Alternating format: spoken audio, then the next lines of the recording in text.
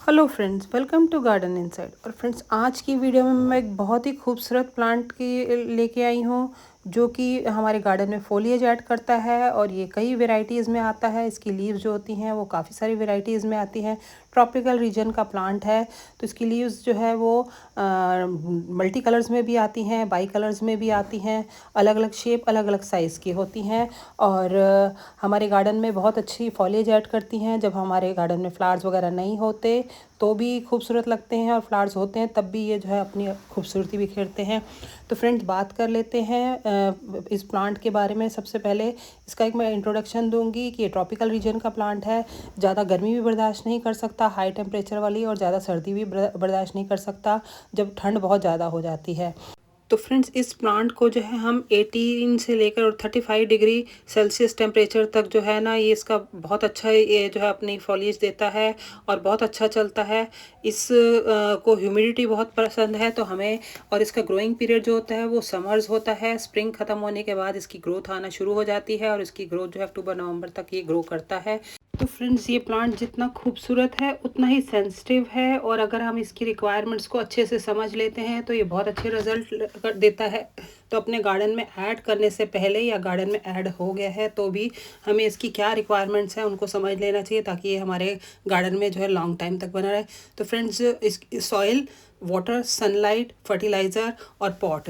तो फ्रेंड्स, सबसे पहले मैं सॉइल की बात करूंगी तो उसको वेल ड्रेन सॉइल चाहिए, लेकिन इसकी सॉइल में मॉइस्चर होना चाहिए। फ्रेंड्स, क्रोटन के लिए मैं सॉइल मिक्सचर 50% गार्डन सॉइल और 50% लीव कंपोस्ट डालती हूँ, और साथ में इसमें 1 स्पून फंजीसाइड पाउडर डाल देती हूँ। उससे हमारी सॉइल पोरस बनती है। अपने स्टेम्स को यहाँ से नीचे से क्लियर रखना चाहिए। मिट्टी के टच में कोई भी हमारी लीव्स नहीं होनी चाहिए। अगर कोई लीव्स आती है तो हमें उसको हटा देना चाहिए। ये देखिए फ्रेंड्स, ये इस तरह से हमें अपने नीचे से जो भी इसके ऊपर आते हैं वो हटा देना चाहिए।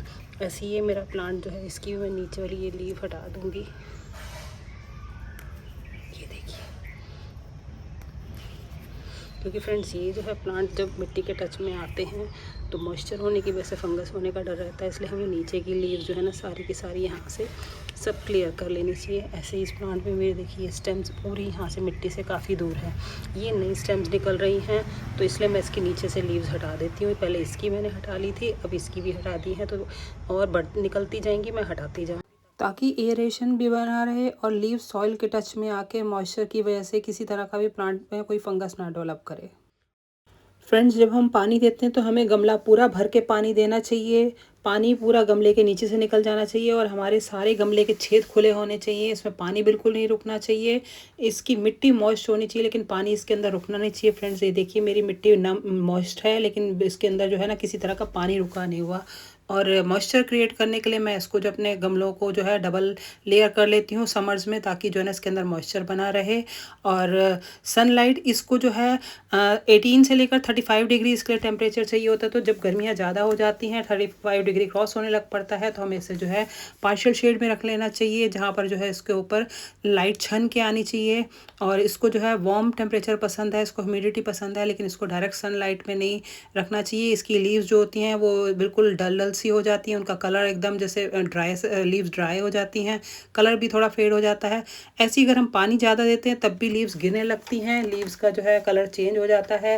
और ज़्यादा एकदम हम शेड में रख लेते हैं जहाँ पे बिल्कुल लाइट बहुत कम आती है, तब भी लीव्स का कलर जो है ना ग्रीनिश हो जाता है। तो इसको जो है ना छनी हुई लाइट चाहिए, ना ज़्यादा लाइट चाहिए और ना बिल्कुल एकदम डार्क शेडी एरिया में रखना चाहिए। और फ्रेंड्स, जो फर्टिलाइज़र है इस प्लांट को, तो क्योंकि ये फॉलिएज वाला प्लांट है तो इसकी जो फर्टिलाइज़र की रिक्वायरमेंट है वो, जब हम गमले की मिट्टी बनाते हैं तो हमें लीफ कंपोस्ट से इसको काफ़ी अच्छा जो है रिक्वायरमेंट्स फुलफिल हो जाती हैं। लेकिन फिर भी समर इसका ग्रोइंग पीरियड है, तो समर में जो है जब फरवरी मार्च आता है तब हम इसके अंदर जो है केमिकल फर्टिलाइज़र भी डाल सकते हैं। अदरवाइज़ जो है इसको इसको एसिडिक सॉइल पसंद है, इसलिए हम इसे जो है लीफ टी, जो हमारा वो ब्लैक टी कंपोस्ट होता है, लिक्विड कंपोस्ट फर्टिलाइज़र, वो उसको हम दे सकते हैं। या फिर हम उसको लीफ का टी कंपोस्ट बना सकते हैं। ऐसे ही वर्मी कंपोस्ट टी भी बना के दे सकते हैं लिक्विड फर्टिलाइज़र की तरह, जो कि प्लांट के लिए अच्छा रहता है। तो मैं सिर्फ फरवरी मार्च के आसपास इसको एक बार जो है मैं इसके अंदर वर्मी कंपोस्ट वगैरह ऐड कर देती हूँ, या लीफ टी जो कि बहुत पुरानी बनी हुई होती हैं। अदरवाइज़ जो है हर मंथ मैं इसके अंदर कोई ना कोई चेंज करके लिक्विड फर्टिलाइज़र ऐड करती हूँ, कंपोस्ट का या फिर हमारी ब्लैक टी का। और पॉट जो है हमेशा इसका प्लांट से थोड़ा सा बड़ा होना चाहिए, और रेगुलर हमें पॉट चेंज नहीं करना चाहिए। 1-2 साल प्लांट को ग्रोथ हो जाए उसके बाद पॉट चेंज करना चाहिए। और इस प्लांट को जो है शॉक जल्दी लगता है तो उसको जल्दी जल्दी हम इधर उधर प्लेसमेंट नहीं करनी चाहिए। समर्स आने पे या विंटर्स आने पर जब हम इसकी गर्मी ज़्यादा हो जाती है, सर्दी ज़्यादा हो जाती है, तब इस प्लांट को चेंज करना चाहिए। अदरवाइज़ उसको एक ही जगह पे हमें रखना चाहिए। उससे प्लांट बहुत अपने आप को हैप्पी फील करता है और बहुत अच्छी ग्रोथ करता है। और फ्रेंड्स, ज़्यादा पानी हो जाए और कम पानी हो जाए, इन चीज़ों का हमें बिल्कुल ध्यान रखना है। अगर हम इन चीज़ों का ध्यान रख लेते हैं तो ये प्लांट लंबे टाइम तक हमारे गार्डन में बना रहता है। और इस प्लांट को हम बुशी भी बना सकते हैं।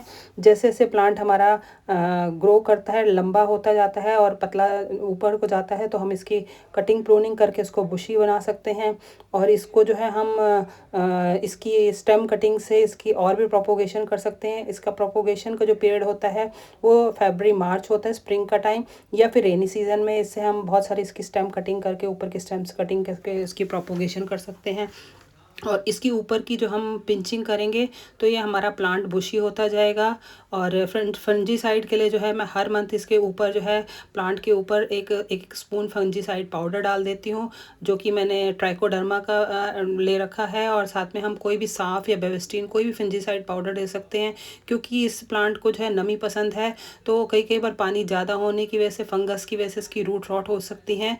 तो इस वजह से जो है हमें हर महीने अपने प्लांट में फंगीसाइड का थोड़ा सा पाउडर वगैरह या लिक्विड फर्टिलाइज़र की तरह इसको प्लांट को दे देना चाहिए, ताकि किसी तरह से भी हमारा प्लांट डैमेज ना हो। बाकी हमें पानी का बहुत ध्यान रखना है, ना पानी कम देना है, ना पानी ज़्यादा देना है, और ना ज़्यादा गर्मी बर्दाश्त कर सकता है और ना बहुत ज़्यादा ठंड बर्दाश्त कर सकता है।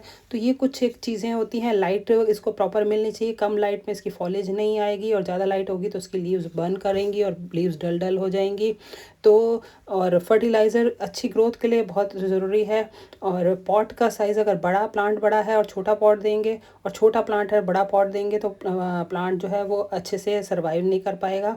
तो यही चीज़ें हैं। इस प्लांट को अगर हम अच्छे से उसकी नेचर को समझ लेते हैं तो हम अपने इस प्लांट को बहुत लंबे टाइम तक अपने गार्डन में इसका एंजॉय कर सकते हैं। क्योंकि फ्रेंड्स, गार्डन में फ्लावर्स और फोलिएज ही दो ऐसी चीज़ें हैं जो ग्रीन के साथ मिलके हमारे गार्डन की ब्यूटी को और बढ़ाती हैं।